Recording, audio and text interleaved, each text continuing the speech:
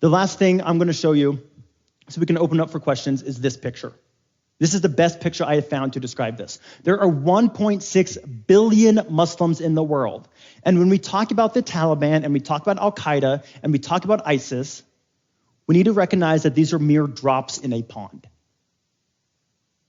If there are 1.6 billion Muslims in the world, and if the Quran teaches violence, and if Islam is a warlike religion, then why aren't 1.6 billion Muslims waging war?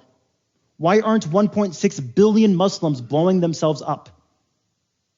Why are there Muslims all across the world condemning ISIS, preaching religious freedom, and saying, not in the name of my religion? I will bring this up more on next week when we talk about American Muslims. But there is a very big response to Islam to ISIS across the world by Muslim clerics and scholars. One of the biggest ones recently was signed by 110, if I remember correctly, 110 different leading Islamic theologians. And they wrote a 60-page paper to ISIS, condemning ISIS using the Quran, saying what you're doing is not our religion.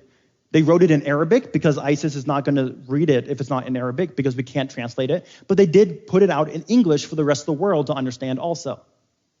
And from all across, we're talking Muslims from Spain to Saudi Arabia to Indonesia, 110 leading Muslim theologians condemning ISIS.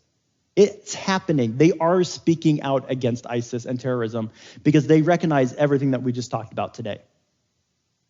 That the Quran does not promote terrorism, does not promote killing people willy-nilly, does not promote killing men, women, children who are innocent, who have not committed any violence or armed hostility against Muslims.